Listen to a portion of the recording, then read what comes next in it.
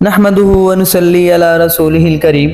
اما بعد فاعوذ باللہ من الشیطان الرجیم بسم اللہ الرحمن الرحیم۔ امام احمد بن حنبل رحمۃ اللہ علیہ فرمایا کرتے تھے، نبی کریم صلی اللہ تعالی علیہ وآلہ وسلم کے کسی صحابی کے فضائل میں اتنی احادیث ہم تک نہیں پہنچی ہیں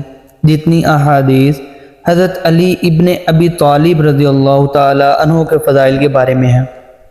اور اسی طرح ایک اور حدیث میں حضرت علی کے فضائل کے بارے میں آتا ہے کہ حضرت عبداللہ بن عمر رضی اللہ تعالی عنہما سے روایت ہے کہ نبی مہربان صلی اللہ تعالی علیہ وآلہ وسلم نے فرمایا، حسن اور حسین رضی اللہ تعالی عنہما جنتی نوجوانوں کے سردار ہیں اور ان کے والد ان سے بھی افضل ہیں۔